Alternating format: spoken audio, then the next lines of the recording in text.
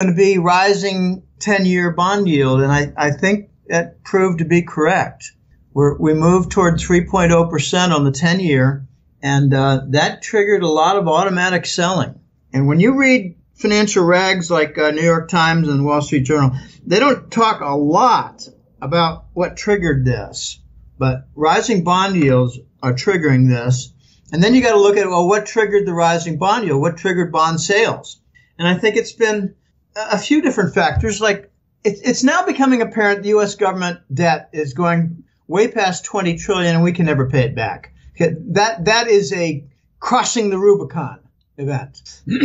But I think also the foreign dumping of treasuries, like to finance the Belt and Road Initiative and all the projects, like countries disgusted with QE and the Zimbabwe-type monetary inflation going on to finance U.S. government deficits. You can't monetize the U.S. government debt and expect the world to hold on to their treasuries. Can't do that. So a lot of factors are coming, bond dumping and debt problems looking unresolvable. And I think we're also seeing the effect of some of the rising, not rising rates, what do you call it? So the sequence of rate hikes is finally starting to bite, but it might be biting in a hidden way, Dave. It might be biting with the derivatives. That's what I think is going on right now. The derivatives are combining with foreign dumping, while the confidence in the dollar from debt growth is getting out of control. And it's becoming a perfect storm for the U.S. dollar vis-a-vis its financial structure. Now, I mean, we have China where they have issued the petro yuan. See a lot of countries moving away from the dollar. And we see the Belt and Road, and there's about, like 70 countries that have joined up to the Belt and Road. Including England. And we can see everything is shifting now, and it has been shifting for a while from the west to the east. Now, as this continues on, what happens to the dollar? What happens to the confidence of the dollar? I mean, is this going to have an incredible effect on what is happening here in the U.S.? Well, yeah, because one of the events down the road with certainty is, to some extent, the dollar is going to lose its universal global currency reserve status. I think where we're heading is a dual universe. And I've explained this a few times. I've been explaining this ever since about October or November.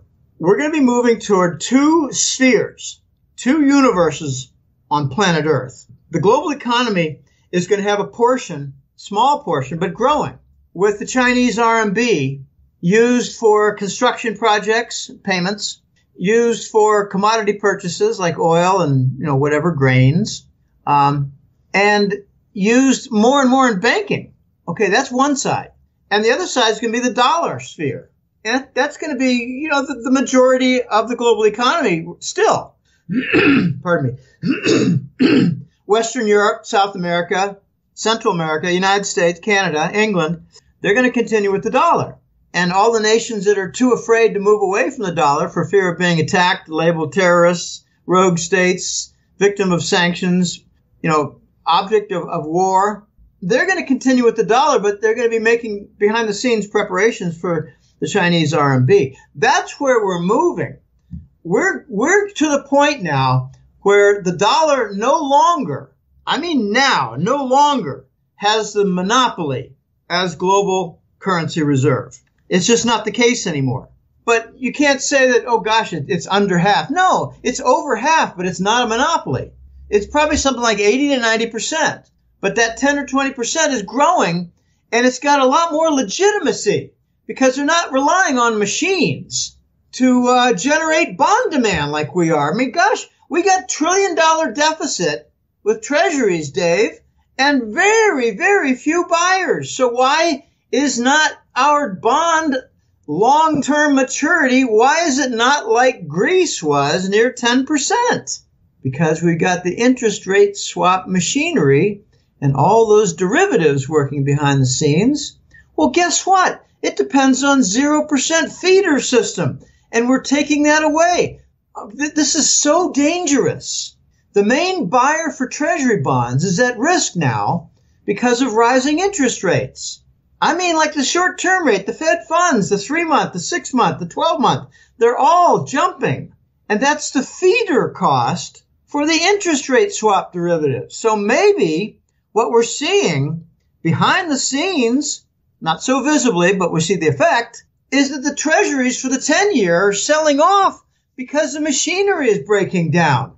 Now, I don't have a lot of faith in saying they're breaking down and it's getting to be a total mess. No, I think they've got a lot of machinery at work, a lot of fail-safe software, a lot of backup systems that have been tested over the years during many crises, including 2000 and 2008. But every time they do a rate hike, Dave, they do something slippery behind the scenes, whether it's working with reverse repos or whether it's changing the interest rate on excess reserves. They play games to try to remove the rate hike for the big players. But I think it's getting tougher and tougher. Now you got this new guy, Powell, replacing Janet Yellen at the Fed. Powell is not one of their boys. So I think they're getting ready for a magnificent decline in U.S. stocks and bonds.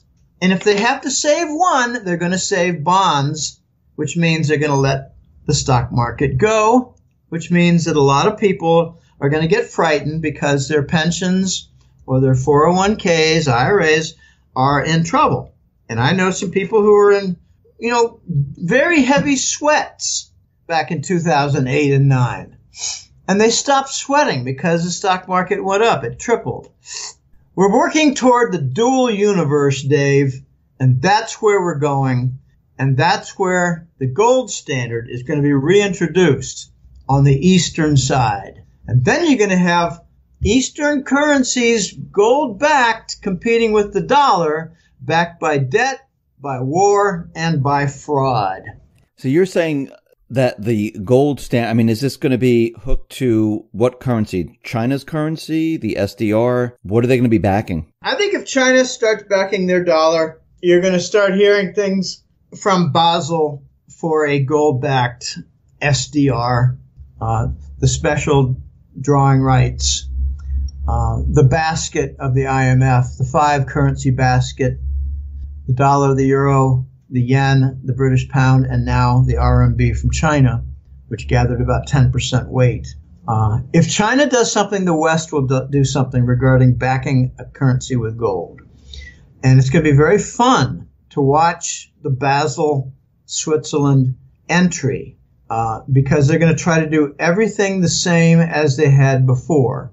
Centralize, no transparency, a lot of heavy-handed orders, and things just won't have the confidence behind them.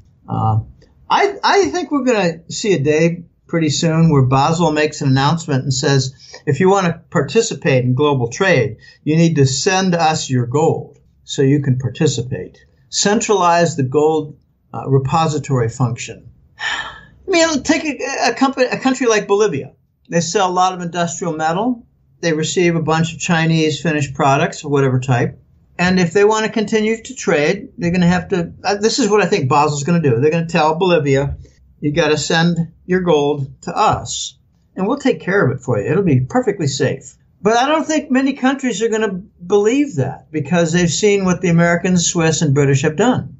They've engaged in colossal financial criminal behavior. It's going to be fun to watch. It's going to be dangerous, but it'll be interesting. So right now we have this global debt problem. The U.S. has a huge amount of debt, and oil prices are at its lowest point, in many, many years. And we see gold every time it takes a move. It's, there's thousands upon thousands of contracts that are thrown at it to be brought down. If the dollar is being abandoned by all these countries and countries are moving away from the dollar, will gold prices have to move up at this time? That is the big question. I like describing it in a different way. The dollar has its trouble. We've got our treasury bond problem. We got our deficit problem. We got the debt rollover problem. We have the borrowing cost problem. We have foreign dumping problem. What is coming next is the East wrestling control of the gold market. they're just going to take control of it. They're realizing that the Achilles heel, the big vulnerability of the United States, the dollar, the Western Europeans, the British, their big vulnerability is the dollar, the treasury bond, and the debt, financing the debt, rolling over the debt.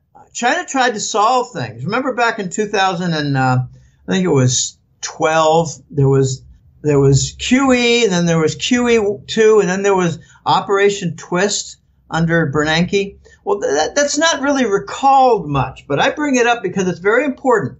The Chinese wanted to dump their long-term 10 and 30-year treasuries and hold 1, 2, and 5-year treasuries so they could mature, so they get paid and not reinvest. That's not dumping. It's just taking your money you're taking your bond at the window and saying, I want my money. It's matured. Thank you. It's like, when I was a little kid, I used to buy these, they were silly, but they're kind of fun. They were cute. The U.S. savings bonds. Okay, you pay, I don't exactly remember, you pay something like $82, and in 5 years you collect your 100 because the interest accrues and it becomes part of your original principal and grows up to be 100. And when it matures, you take your 100. Well, there's no forcible repurchase of other savings bonds. That's what China did. They converted from long to short term. China is going to wrest control. I said wrestle. They're going to wrest control, take control, seize control of the gold market because their final piece is finally in place. The final piece is buying gold with oil and then paying for oil in RMB. It completes the triangle. I believe, I'm not sure, but I believe we're going to see later in March a deal, a launch where we finally have the triangle complete. They're going to make the petro yuan. It's going to be a contract for purchasing oil in RMB. It completes the triangle. Oil, RMB, and gold. The Russians have been taking payment for quite a while in RMB. And they go straight to Shanghai and they convert to gold. And they got a bank, Sberbank, with a Beijing office that opened up only a couple of years ago. That's to take gold. So the Russians are basically selling China oil and gas for gold. It's a short trip that they're taking to convert the RMB paid for gold. And then they come up with these just incredibly funny and stupid stories about China and Russia increasing their official quantity of gold on reserves. Yeah, well, they can talk about 1,000 tons all they want, but the truth is more like 30,000 tons. Koos Jansen's not the only analyst to verify that. The Voice has actually seen the 25,000 tons of gold under the Kremlin. He's seen it in the 1990 decade. Walked past them, looked at them, touched them, got permission. He was working on some consulting project for, I don't know, I think it was Yeltsin. And Yeltsin went away. Long story, not going to get into that. But I think the Chinese are going to just seize control of the gold market. The biggest curiosity I have is after the Chinese go ahead and sell gold and deliver gold, a unique concept, deliver the metal. Once they do that, the big issue is going to be where is all the gold being sourced from that's being delivered in Shanghai? And I don't have a solid answer to that. I have suspicions. I believe the Chinese do not want to see a drainage of their gold reserves, supplies, inventories, whatever you want to call it. They're not going to just let the West operate for a few years at a suppressed, corrupted, low price where they drain China of its gold. China's not that stupid. I think China's cutting a deal. A little while ago, this is about a year ago, Basel, Switzerland, made a statement. They're not going to supply the gold market via London anymore with gold. Vatican was asked, what are you doing? What's your status? And they said, we have no change. They don't even want people to know they got gold. So they're not going to talk about halting or continuing gold supply to London. They're just going to avoid the question. So what I'm wondering is, did China cut a deal? And that's why the delays are there for the petro yuan, the RMB purchases of oil, that contract in Shanghai. Is there delay after delay for that? because China knows that it completes the gold triangle for oil and RMB since they don't have an assurance of Western channels in addition to their own for the gold supply. That's what I think is going on. So let me just get this straight. What you're saying is China and Russia, they're going to be basically forcing or pushing the world back to some type of standard. I think so. I think they're going to try to get away from the dollar, and the first thing you do in that procedure is move to the RMB. RMB will be used more for trade, and they're going to try to do a little bit more internationalization of the Chinese government bonds for use in reserves. I mean, when they got the SDR permission through the IMF to use 10% of the SDR as ratios for SDR provision, they needed to supply either currency or bonds to the IMF, which is basically run by the Basel bunch. Okay, well, there's not a whole lot of internationally floating Chinese government bonds, so they've got a problem. The United States doesn't have that problem.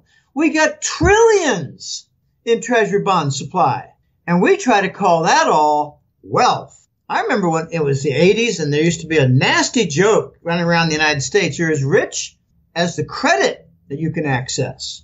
And I thought, well, that's pretty stupid. What happens when you have a problem? Oh, no, and just borrow more. Okay, it's insane the way the United States has gone. Everything's upside down. Our banks have reserve assets that are debt. Since when is debt an asset? That's an Al Capone ticket, a chip. What do they call it? Not a tab. They have a word. The mafia uses a word. Not a tag. I can't think of it. Marker. The mafia has a marker on that. Okay, well, you can't put markers in your banks.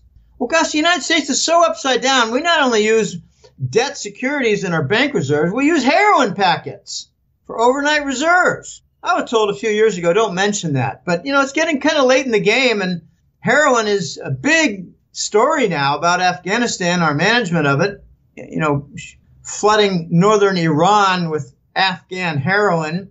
Now the Russians and Chinese want to go in there and install some peace in Afghanistan. And the big ancillary question is, what happens to all the American heroin business? Now you got a problem in Ohio with all the opioid overdoses.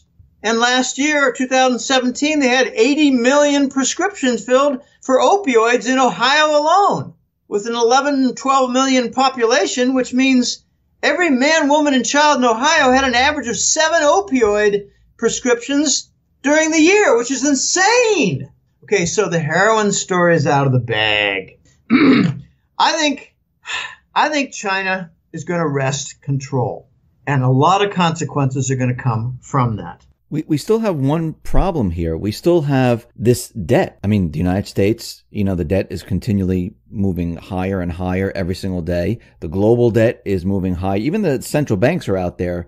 The Bank of Central Banks, the BIZ, is saying that this is unsustainable. What do they do with it? They just write it off? And I don't think they will, because central bankers don't like to write off debt. What do they do with all this debt? Okay, this comes to my main point for the day.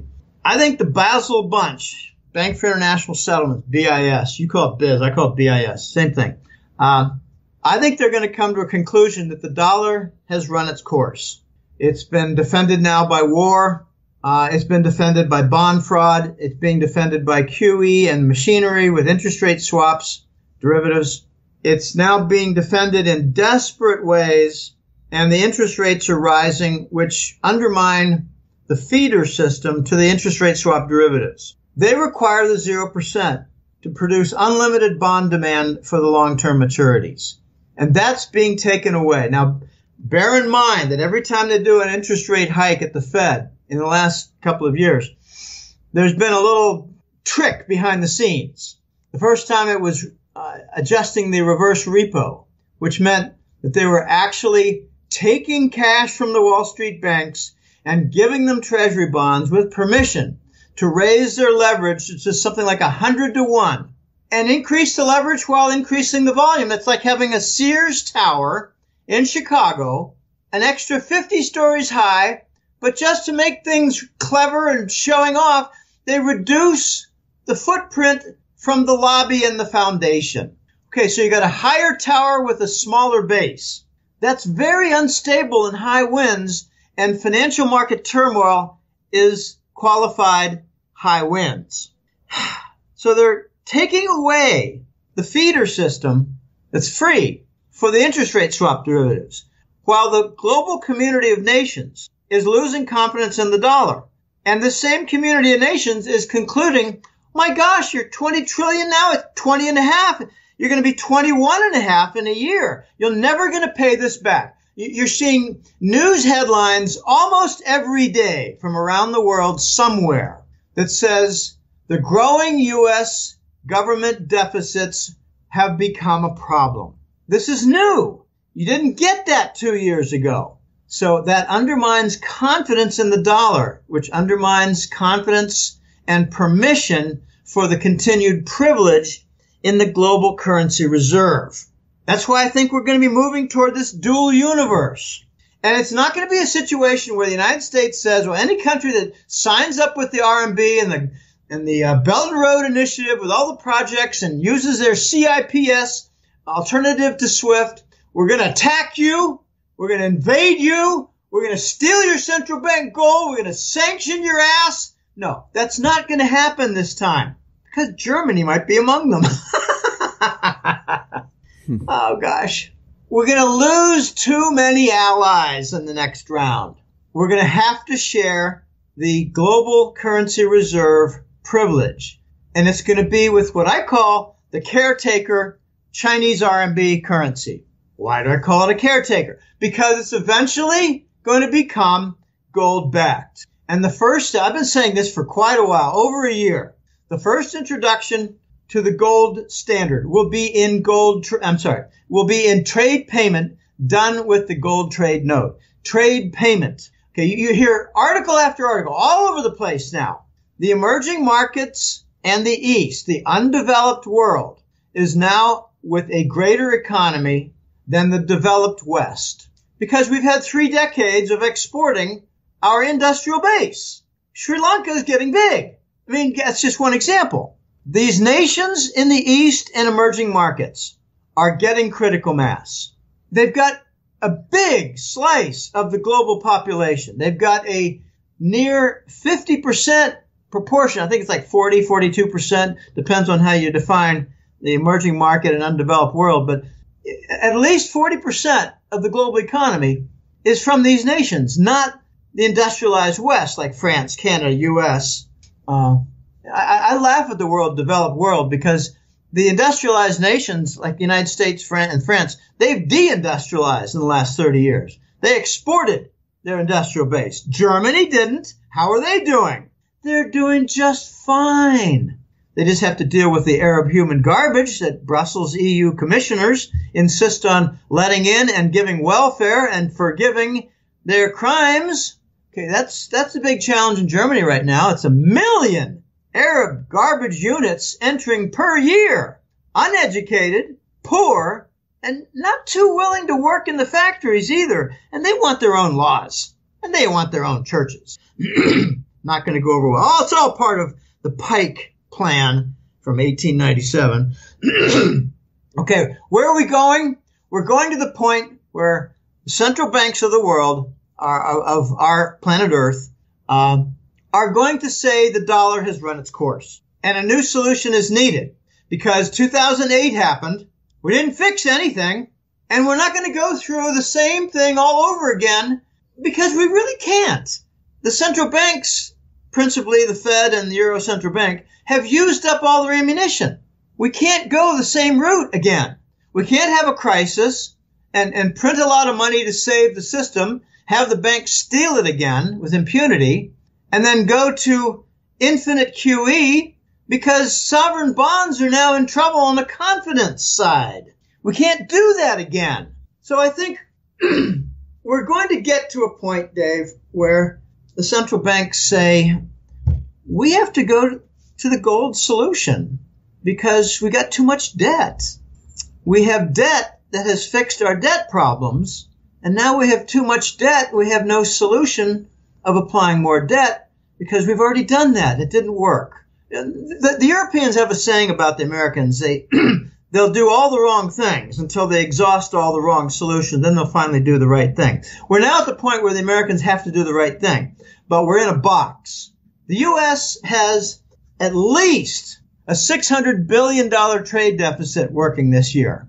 We're really breaking the records. We're way ahead of the $550 billion from last year in the trade deficit.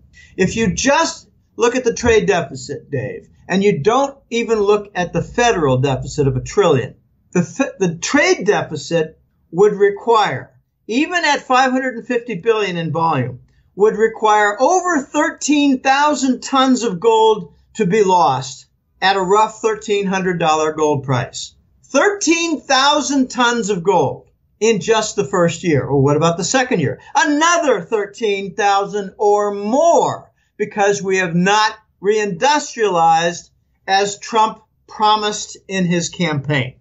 Well, why didn't we do that? Because we decided to increase the military budget. We're doing all the wrong things. We're not even approaching the solutions. So the rest of the globe, the community of nations, is going to dismiss the dollar. They don't want the war anymore. They don't want the fraud anymore. They don't want the derivative support to monetize the debt anymore. So they're joining up with China, which I think has promised them access to gold for usage in the gold trade note, which will replace the Treasury bill in trade payment as a standard. I'm watching for the big event. The big event that I see on the horizon is coming. It's being hinted. It's being floated, being debated, and it's being threatened. It's the Chinese buying Saudi oil and paying in RMB. In Qatar, they're already buying from China. China's already buying oil and gas from Qatar and paying in RMB. The precedent has already been set, but Saudi is special because that is the vassal state for Washington. So don't we have a problem here in the United States? You're talking about gold having a currency that's backed by gold. Well, I mean, Mnuchin was out there and he went to, Fort Knox and he showed us that, one bar. We have gold, don't worry. But many people say that there is no gold. Now, there is. It's just a very minimal amount. I asked The Voice several months ago, am I correct? Just tell me yes or no. Am I correct in saying Fort Knox has no gold? Because George of the Comex has a friend who's been in charge of the security contract and protection of Fort Knox for many years. And he passed word to George, my jackass colleague, that Fort Knox is loaded with nerve gas. It is a warehouse of nerve gas. They replaced the gold with nerve gas. Oh, here's what The Voice said. He said, yeah, it's a nerve gas warehouse. But, Jim, be careful when you use the word none, because it's not true that there's none. They have 2 barrels of legacy gold coins. I mean, like beer barrels. The 80-gallon beer barrel. Right. Well, here's some trivia for you. What does the word Cuba mean in Spanish? Barrel. Their country is named Barrel because the island is shaped like a narrow barrel. Anyway, the 2 barrels of legacy gold coins at Fort Knox are worth something on the order of a couple $2 billion, whereas the 8,500 tons were worth around $500 to $550 billion. But that's all gone. I think it's all gone. I don't even want to talk about where it went. It's important to know that it's almost all gone. Way over 99% gone. I don't care if they got a couple barrels. They're cute and nothing more. They're not functional. They're a sideshow item for Mnuchin when he goes in. Mnuchin's a movie director, so he directed a movie that day when he said there's gold in there. Yeah, there is. 2 barrels worth about $2 billion. Nothing more. Well, we're going to have a challenge. We need 2 things. We can't just go with a gold standard in the U.S. for the dollar. We can't do that. We need at the same time to reindustrialize because we need 30 to 50,000 new businesses every year for several years with an export emphasis. We need to get rid of this trade deficit. The Rockefeller Institute advised in the 1980s to export our industry to offshore manufacturing with a design of economic suicide. It's part of their plan. The Rockefellers have an agenda to wreck the United States. They did a good job. They had an agenda to interfere with the food supply, introduce corn syrup everywhere, and permit advertising of pizza everywhere, so that now we have 60% obesity. They've accomplished their mission of wrecking the United States. Why would they want to do that? Because it interferes with the global fascist state plan. Okay, the United States needs to reindustrialize, get lots and lots of companies in free trade zones in all 50 states, export their faces off, and you're not going to see high wages or ample fringe benefits. You're just going to see steady jobs. You're probably going to see a number of Chinese managers also. And we need a gold standard. But the gold standard cannot fly until we reindustrialize. We haven't even begun. So you're talking about taking the U.S. the way we have it today, and as everything is shifted towards this gold standard, the U.S. is going to lose out because, first, we don't have any gold. We have no manufacturing. So, in effect, all those third world countries, the emerging market, they are going to become the industrialized countries, and the U.S. is going into a third world type of country like they were. Yeah, that's exactly. And it's going to be very strange for the Americans to adapt to this. And the result for those who are very well trained and who are somewhat wealthy, the attraction for them will be to leave. And when you say the attraction would be to leave, why? Because their wealth might be confiscated to feed the poor in the third world, United States. I mean, you got lots of quotes like from Nancy Pelosi talking about, oh gosh, if we were to let that, we would lose all the income for our socialist programs. Well, she doesn't use those words, but that's her point.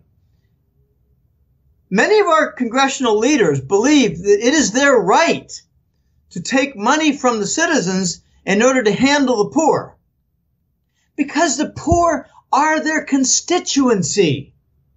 Why did Obama bring in thousands of Somalis and Africans? He told them all, vote Democrat. If you want to retain your welfare, you must vote Democrat. And they were too ignorant to know it wasn't true. It's going to be a shockwave in the United States when the dollar loses its global currency reserve status. But I've said this, and I'm going to repeat it. We're moving toward a dual universe where the dollar doesn't have global currency monopoly status. It's going to have Western currency reserve status. The French aren't going to change. Italians aren't going to change. Spain not going to change. The Swedish aren't going to change. They're going to have treasury bonds as their core holding in their banking system and their central banks. But China's not. Russia's not. India's not. Korea might switch. Japan's already in the process of switching. They're working big energy deals with Russia now. We got lots and lots of mega crimes soon to be exposed, like the Fukushima, which was done by the Bush gang. And now China's got a tough problem. I'm sorry, Japan. Japan has a tough problem. They need to replace their energy capacity, their electricity supply. So they're turning to Russia for help. Oh my gosh. So when the dollar loses its monopoly, it's going to have to rely on its machinery with the derivatives for continuing with bond purchases, or else we're going to be looking at 5 and 6% on the 10-year bond. Every 1% increase on the average interest rate for borrowing costs for the U.S. Treasury, every 1% now means $205 billion. So they cannot let this get out of control, which, as Rob Kirby concludes, they're going to be working overtime to cap the 10-year yield, the TNX. They'll work overtime to control it. But I think they're going to fail. I think they're starting to show evidence of failure now. They can't control it. It's too much volume and too much leverage, and therefore too much pressure on the machinery. Maybe they're going to underestimate how many machines they need to work. Maybe they're going to underestimate how many operators at the keyboards and consoles they're going to need. Maybe they're going to underestimate how much dumping will take place by foreign central banks. I think this is just ripe for errors. And I don't think 3% is going to hold. I think we're going to move to 3%. We almost did. It was like 2.9%, 2.91 or 2, and then back down to 2.8. Okay, I think we come down a little bit more now, but I think we go back up, and I think we're going to surpass 3% and cause a lot of problems. I got disagreement among my 9 jackass colleagues. A few of us think we're going to go over 3% and cause big problems like 20%, 30% stock declines in the major averages. But a couple others like Rob Kirby says, no, you don't fully appreciate the Exchange Stabilization Fund run by the Treasury Department. They've got nearly unlimited bond demand working through their system. And I say, well, that sounds good and you might be right, but I think it has too many risks for running without flaws. And I named a few. I think we're moving toward a situation where the global central banks say, we've had enough of the dollar, we need something new, we need a real solution. And the most painless solution is not to drop the oil price and make it almost free for everybody and not to make free energy for everybody. We need to increase the gold price, encourage central banks to replace their treasury bonds with gold bullion. Then we lift the gold price to 5,000, then 8,000, then 10,000, which will cover the liabilities held by major central banks. If they start converting from treasuries to gold, the United States is going to be kind of isolated, and they won't do that. I don't know what the United States is going to do. I think they're just between a rock and a hard place, and they're getting their nuts cut off. But the foreign central banks are going to work up their reserves in gold and maybe lie about how much they have in treasuries. They're going to continue to dump the treasuries and get to the point where if gold doubles and triples in price, they're going to be in a manageable situation. I think some central banks are going to go and enter failure. I think some entire national banking systems are going to enter failure. This is a point that The Voice has been making, and I fully subscribe to it. It's just not possible to continue what we've been doing, which is no solution since '08 and the Lehman events. That global financial crisis that emerged out of the subprime mortgage bonds has now become a systemic issue. Whatever we did with the mortgage bonds, we've been doing now with the sovereign bonds. Notice that a year or two ago, the Euro Central Bank decided we're going to start buying corporate bonds. Then a year ago, the Fed announced we're going to be buying stocks. Well, why don't they buy municipal bonds and junk bonds while they're at it? So they're trying to monetize and institutionalize the entire bond world. I think it's going to blow up in their faces. The foreign central banks are going to be very well positioned soon, because I think they're increasing their gold holdings for reserve purposes. There's two nations that are unique right now. One is Germany and one is China. They share something in common.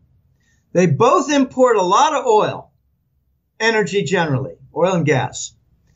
And they both have big trade surpluses. I think they're going to begin to call the shots, because they're going to be the representatives of the global economy who don't want exorbitant prices for energy, and they're going to want assets to be brought in line with respect to energy. I'm referring to the gold-oil ratio for price. And since they're big creditors from their trade surplus history, they're going to be calling the shots on how reserves are managed and how banking reserves are set up. And it's going to be more gold and less U.S. treasuries. I mean, there's some old sayings, old quotes that are from the Basel Bunch in Switzerland, Basel, Switzerland, Bank for International Settlements. They talk about the universal opinion, the consensus opinion, that a lower oil price has caused a lot of problems and really exacerbated the global financial crisis that emerged from 2008. And then in their second breath, they say the painless solution is a much higher gold price so that they can have essentially the equivalent of a debt jubilee for the central banks. And this debt jubilee depends critically upon the central banks holding a lot of gold, reducing their treasury bonds, and lifting the gold price multiples higher. If you suddenly see the gold price at 10,000, does that really interfere with food prices? No. Does that really interfere with construction prices, costs? No. Does that interfere with operating a car, a truck, a train? No. Transportation is not affected. No. Oil affects most sectors of the economy. Gold does not. The little exception is silver. And I get some incorrect opinions floating my way sometimes. They say, well, gosh, Jim, if you're right and silver goes up tenfold or 20-fold and you're looking at $200 and $300 silver price and gold is a lot higher. But even if you're looking at a $200 silver price, that's going to wreck a lot of industries. I said, no, it's not. Will it wreck the cost of a PC, which uses a fraction of an ounce? No. No, the cost will go from $6 to $25. Who cares? $6 to $60. Who cares? Depending on the type of product and the usage of the silver and the substitutes they can find, whatever. No, it's a small component cost for a lot of different products. Here's the big zinger coming down the line. I don't know how far we are from it, but there's a replacement for fiber optic technology coming.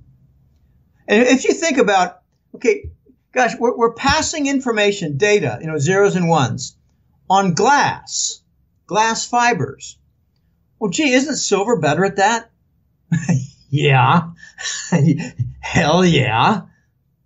Well, the next generation for fiber optic is silver. Silver strands. You can't call it optic. It's not silver optic because there's no light. It's just very fast passage silver strands. The whole world is going to get rewired with silver to replace fiber optic. Gosh, we had a big challenge just in the last 15, 20 years to rewire the world with respect to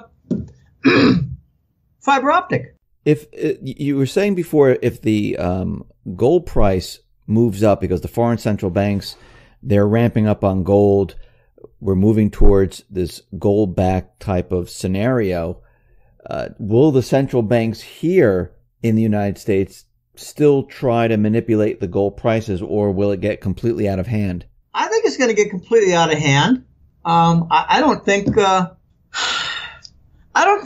West, like New York and London, I don't think they're going to be able to defend themselves well when the Chinese start delivering on gold contracts. A novel concept. Imagine buying a television, and when you show up at the window, they say, well, you can recycle that for a purchase for June. No, I want my damn television set. I want to watch some sports and movies on TV. Okay, well, when it's with gold, you got to recycle that. It's just not going to work anymore. I think we're going to start seeing the COMEX price have to compete with the second price. And then we get to the point where there's 7 prices across the globe. Dubai has a price. London has a price. Zurich has a price. Moscow has a price. New York has a price. And where's the lowest? New York and London. And then you start working the arbitrage and you realize, well, you can't even take advantage via arbitrage with the low New York price because they don't deliver anything. You can't buy in New York and sell in China because you won't walk out of New York with any metal. So the COMEX is going to become irrelevant. They might continue to sell aluminum and copper, but I think the days are numbered where the COMEX sells gold and silver. I mean, if gold and silver, if they're moving up the way you say, wouldn't investors then drop the dollar? I mean, if it moves up to 3,000 to 4,000 to 5,000, forget about the COMEX. They see it other places. Wouldn't they just drop the dollar and say, you know something, why am I in the dollar? That's decreasing. I'd rather be in gold right now. I wonder who you mean by they, and what do you mean by in the dollar? You talking about, reserves for a bank, or are you talking about trade payment, or are you talking about, your grandmother's estate that she wants to have in a good investment? Yeah, I'm talking about investors that are in the stock market, investors that are, on the sidelines, corporations, everyone's saying, well, okay, let me take my funds and, instead of the stock market, this is going up, let me place it there and reap the benefits from it. I think that's precisely what's going to happen. They're going to see the treasury bond fall in value. They're going to see the gold price suppressed and soon to be released. So when all this happens, when you're looking, we're very close now. I see that China has been pushing their policies with the One Belt, One Road, where they're telling their investors not to invest like in Canada in the housing market anymore. Take your funds, put it into the Belt and Road, and they're pulling their investments out of these countries, Australia, Canada, and we see the petro yuan coming online, the futures market. It seems like we're very, very close for all of this to happen. I don't think we're years away from it anymore. I think we're closer than that. What do you think? I think we're months away from some severe breakdowns where the dollar loses its monopoly as global currency reserve. The treasury bond is tarnished. The U.S. government is no longer believed as a safe haven, downgrades in its debt, and the gold trade note is introduced for oil payments and other commerce. And that's the end of the dollar's kingdom. You cannot have a kingdom without, you cannot have a king without a kingdom to rule over. And that comes as a phrase from Basel. The dollar's kingdom is falling apart. They've lost Asia. We lost Pakistan recently. We're in the process of losing Saudi Arabia despite the dog and pony sword show last June. What an absurdity that was. We're losing our key allies. We're losing Germany right now. They're struggling with the Arab problem, the influx, but they're just about ready to say we're not going to honor this Russian sanction nonsense anymore. The Nord Stream 2 project for construction under the Baltic Sea and connecting a big second pipeline from Russia to Germany for industrial supply purposes. This is going to break the Russian sanctions. France is already breaking it. I don't know who's honoring it. We're already losing our kingdom. So it really comes down to, when are we going to see a breakdown in the bond market? And will we start to get a number of very weird questions like, well, good night, we've seen hundreds of billions of treasuries sold. Shouldn't that bring the bond yield up 2 or 3%, not just 20 basis points? So the integrity of the U.S. Treasury bond market, I think, is going to go out the window soon. It's going to become widely recognized that interest rate swap derivatives are holding it together. People are going to start to wonder, with all this supply coming on, $1 trillion or more this year in treasuries, plus all the bond dumping, who's buying this crap? Almost nobody. Japan is buying treasury bonds now to make sure that their yen goes down. The Japanese have had a 26-year project, 1991, to make sure their yen currency does not go up too much. So they like buying treasury bonds. They now own more than China. China's been dumping a lot of them. Japan's been buying a little bit more recently. I think Japan needs to go on infinite QE too. Because in September of 2014, when the United States stole their $1.2 trillion government pension fund in Japan, the response from the Bank of Japan was, we're going to go to infinite QE. Because we're going to hit two birds with one stone. We're going to replace the stolen treasury bonds, and we're going to go to infinite QE. Jim, do you think this transition that you're talking about, do you think this is going to happen with a crash of the economy here in the United States? Or do you think it will be a very slow transition and no one will really notice that all this is happening until it's too late? I think it's going to be gradual. I think it's going to be ugly. I think it's going to just slowly get more and more out of control. So you think this is going to be like more of a long drawn out type of thing where people really don't see it happening, but it's happening all in the background. And then one day they wake up and, this has changed, that has changed, and it's a little bit at a time. And before you know it, everyone's sitting there scratching their head going, what just happened here? Well, frogs boil slowly. And notice that what's happened in just the last couple of weeks in the United States is a lot of talk about buying the dip. So they're not really capturing a change in the structural nature of the U.S. financial situation. I think this is going to be a slow process. And a critical event in the United States is for the 10-year yield going over 3%, and outside the United States for China buying Saudi oil and RMB. Those are the two big events. If both of those happen, you're going to start seeing a lot of Western financial analysts saying, the dollar's kingdom has fallen apart. What's next? So those are the two signs that people should be looking at right now to give them. I can't think of anything more important.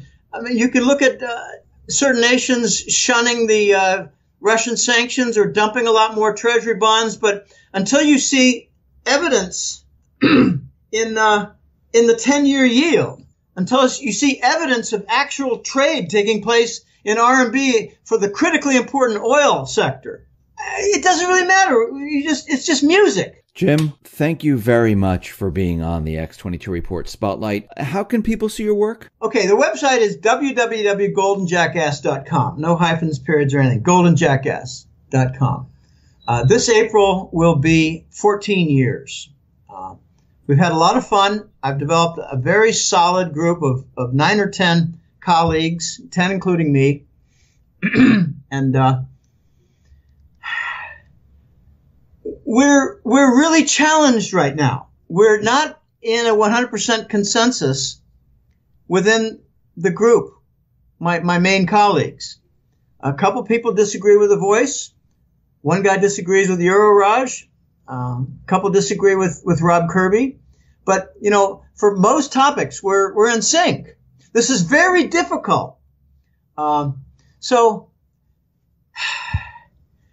I don't have all the answers, but I think we've got some really good guidelines. And what I'm real happy about is in the last year or so, there's some mega forecasts that have come to pass, like the introduction of the RMB oil contract in Shanghai, like the completed triangle for oil, gold, and RMB in Shanghai, like the purchase of Arab oil with RMB, with significant dumping of the dollar in the form of treasury bonds. You've got almost the entire Belt and Road system, the conference of consultants and lots and lots of different factors regarding construction and huge mega project. It's all non-dollar. Much of the funding is taking place with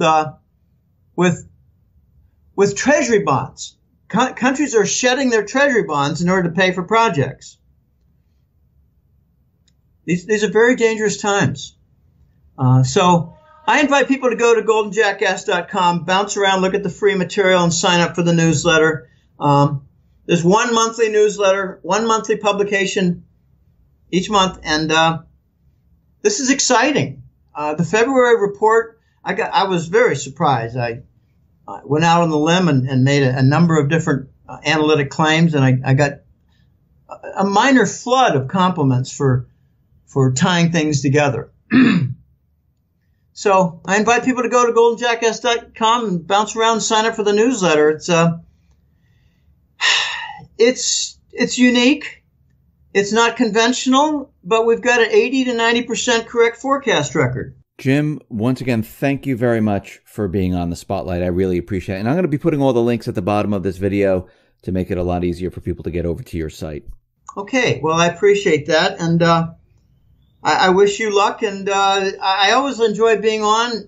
It's always a good, scintillating conversation, not just a one-way one-way street. I like having a conversation. It's funny. I get some complaints once in a while. People will say to me, followers or clients will say, you were on such and such a show, and the guy interrupted you, and it's like he had the floor for 25% of the time. And I write back, I like that. I want a conversation. I have nothing interesting to say, so.